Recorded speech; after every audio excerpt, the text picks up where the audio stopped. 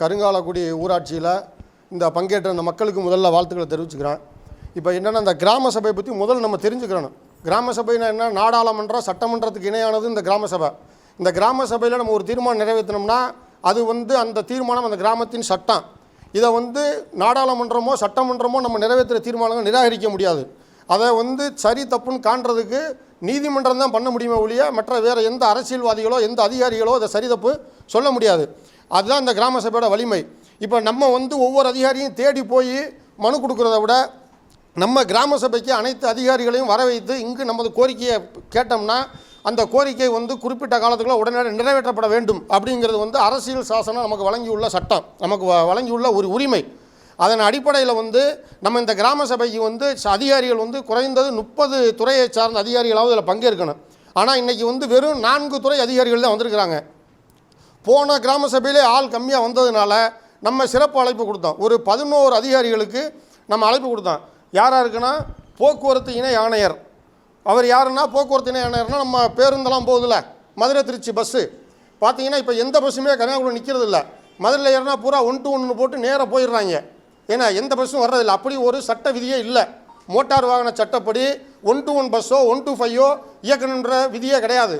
அவர்கள் அந்த பஸ்ஸில் மோட்டார் வாகன சட்டப்படி ஒவ்வொரு ஊர்லேயும் எவ்வளவு கட்டண விகிதம், எந்தெந்த ஸ்டேஜ் இருக்குன்னு வரைபடங்கள் அனைத்து பேருந்துலையும் இருக்கணும். ஆனால் அரசு பேருந்து தனியார் பேருந்து எதுலேயுமே இருக்கிறது இல்லை இந்த கட்டணம். இதை ஆய்வு செய்து அந்த அதிகாரிகள் அந்த பேருந்து அந்த நடத்தின அதிகாரி மீது நடவடிக்கை எடுக்கக்கூடிய அதிகாரியில் தான் அந்த போக்குவரத்து இணை ஆணையர். அவங்க இது சம்மந்தமாக ஆய்வு நடத்துகிறாங்களான்னா இது வரைக்கும் ஆய்வு நடத்துகிற மாதிரி நமக்கு தெரியலை. அதனால் அந்த அதிகாரியை வர சொல்லியிருந்தோம். அந்த அதிகாரிக்கு பதிலாக அவங்க அதுக்கு அடுத்த கட்டத்தில் உள்ள மோட்டார் வாகன ஆய்வாளர் ஐயா வந்திருக்கிறாங்க. அதே மாதிரி முதன்மை கல்வி அலுவலர், இந்த ஸ்கூல் சம்மந்தமான அதிகாரி அவங்கள வர சொல்லியிருந்தோம். ஸ்கூலில் சில குறைபாடுகள் இருக்குது, நமக்கு அது சம்மந்தமாக பேச வேண்டிய இருக்குன்னு சொல்லிட்டு வர சொல்லியிருந்தோம். அவங்க வரலை.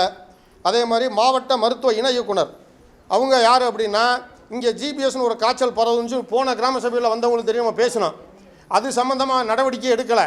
ஏன் நடவடிக்கை எடுக்கணும்னு கேட்குறக்கா வர சொல்லியிருந்தால் அவங்க வரலை. அவங்களுக்கு பதிலாக சுகாதார ஆய்வாளர் அனுப்பியிருக்கிறாங்க.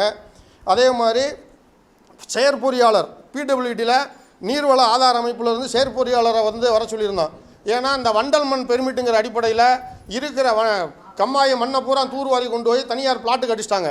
இதை எப்படி அனுமதிச்சிங்க, இதை யார் சூப்பர்வைசிங் பண்ணீங்க இது மாதிரியான பல கேள்வி வைக்கிறதுக்கு அது மாதிரி தாசில்தார், அது மாதிரி நெடுஞ்சாலைத்துறையில் உள்ள இஇ, பிடபிள்யூடியில் அந்த கட்டுமானத்தில் உள்ள இஇ, அதே மாதிரி பிஎஸ்என்எல் ஆஃபீஸில் அந்த அதிகாரி, இப்படி நமக்கு தேவையான அதிகாரிகள் நம்ம வர சொல்லி ஒரு தடவைக்கு 2 தடவை அவங்களுக்கு அழைப்பு கொடுத்து இந்த பார்த்துங்க 2 தடவை ஏடி கார்டு வந்துருச்சு அவங்கள்ட்ட. அந்த அழைப்பையும் பெற்றுக்கொண்டு நம்ம கிராம சபையை அவங்க மதிக்கலை. அப்போ ஒரு நாடாளுமன்றத்தில் ஒரு அதிகாரியை கூப்பிட்டுருந்தா இப்படித்தான் அவங்க செய்வாங்களா, சட்டமன்றத்தில் ஒரு அதிகாரியை கூப்பிட்டுருந்தா இப்படித்தான் செய்வாங்களான்னா செய்ய மாட்டாங்க. ஏன்னா அவர்கள் உடனே நடவடிக்கை எடுத்து விடுவார்கள். ஏன்னா அவங்களுக்கு அதிகாரம் தெரியும். நம்ம அப்பாவி மக்கள், நமக்கு இருக்க அதிகாரம் நமக்கு தெரியாது. அதனால நம்மளும் அவங்க மேலே நடவடிக்கை எடுக்க முடியும். இந்த கூட்டத்தில் பங்கேற்காத அதிகாரிகள் மீது ஒழுங்கு நடவடிக்கை எடுக்க சொல்லி நம்மளும் தீர்மானம் நிறைவேற்றி அவர்கள் மீது சட்ட நடவடிக்கை எடுக்க முடியும். அந்த அதிகாரம் நமக்கு தெரியாது. அதனால் அவங்க நம்மளை மதிக்கலை. அதுக்காக நான் என்ன சொல்கிறேன்னா, இந்த அதிகாரிகள் வரக்கூடிய இன்னொரு நாளில் இந்த கூட்டத்தை நடத்தி இந்த கூட்டத்தை ஒத்தி வச்சு தரணும்னு நான் கேட்டுக்கிறேன். ஏன்னா தொடர்ந்து அது நடக்குது. இப்போ அனைத்து அதிகாரிகள் வந்தால் தான் நமக்கு வேணுங்கிற நம்ம கேட்க முடியும்.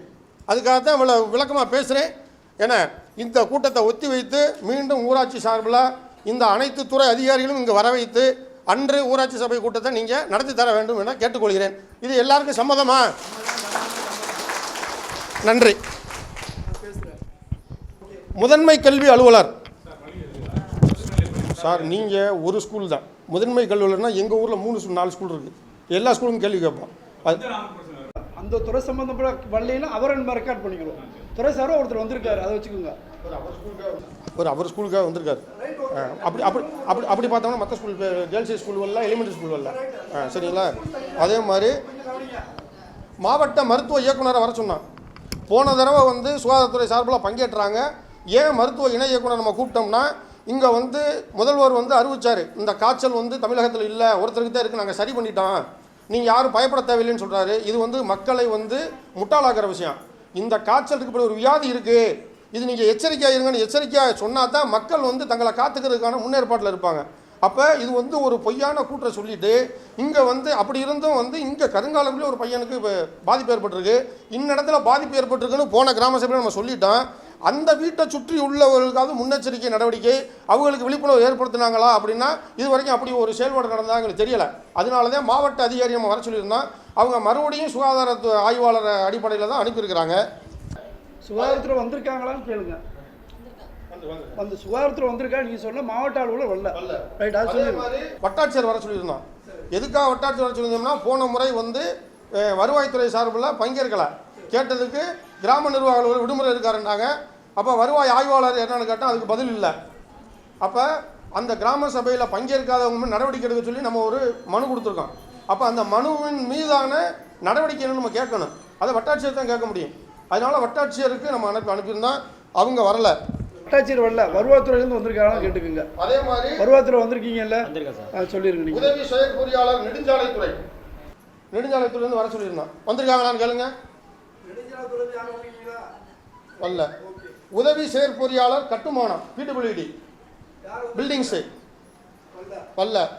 அதே மாதிரி செயற்பொறியாளர் பிடபிள்யூடி நீர்வள ஆதார அமைப்பு வந்திருக்காங்களா? வரல. பிஎஸ்என்எல் ஜேடிஓ இளநிலை பொறியாளர் பிஎஸ்என்எல் வந்திருக்காங்களா? வரல. உதவி மின் பொறியாளர் இபிஐஇ வந்திருக்காங்க. காவல் ஆய்வாளர் காவல்துறையில் வந்திருக்காங்களா?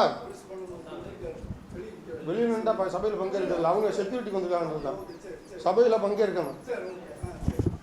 கிளை மேலாளர் இந்தியன் வங்கி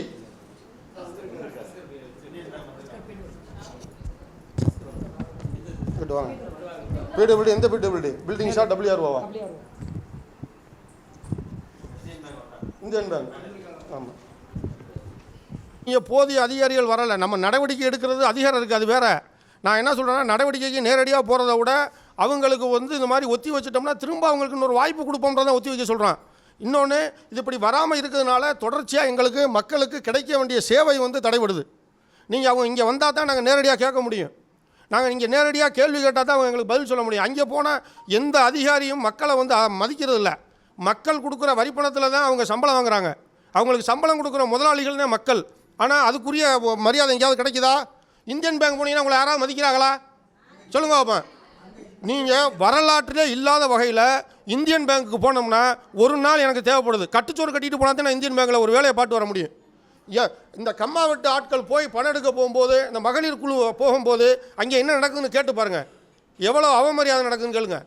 அங்கே இன்னும் சொல்ல போனால் அங்கே உள்ள கிளை மேலாளர் வந்து தமிழே தெரியாதவர். நீங்கள் இப்படி நாங்கள் கிராமத்தில் ரிமோட்டில் இருக்கிறோம், எங்களுக்கு தமிழை தவிர எதுவுமே தெரியாது. அப்போ தமிழே தெரியாத ஒரு அதிகாரிகிட்ட போய் எங்களுடைய குறையை எப்படி முறையிடுவோம்? அப்போ நாங்கள் கிராம சபை வந்திருக்கோம், நீங்கள் தயவு செய்து ஒத்தி வைங்க. ஒத்தி வைக்கிறதுக்கு கிராம சபை விதிகளில் இடம் இருக்குது. நீங்கள் ஒத்தி வச்சு நான் அந்த அதிகாரிகள் பட்டியலை தர்றேன். நீங்கள் வந்து ஊராட்சி நிர்வாகத்தின் சார்பில் மீண்டும் அழைப்பு அனுப்புங்க, இன்னொரு நாளை குறிங்க, அவங்க வரட்டும், அன்னைக்கு மீண்டும் நம்ம ரொம்ப விவாதிப்போம். இதுக்கு வந்து கிராம சபை சட்டத்தில் இடம் இருக்குது, அதனால நாங்கள் கேட்குறோம் இந்த கோரிக்கை. இந்த மக்கள் எல்லாரும் வந்து ஒத்தி வைக்க சொல்லி ஒத்தி வைப்பு தீர்மானத்தில் கையெழுத்து போட்டு கொடுத்துருக்குறாங்க. இந்த மனுவை நாங்கள் கொடுங்க. எல்லா மக்களும் கையெழுத்து போட்டிருக்காங்க.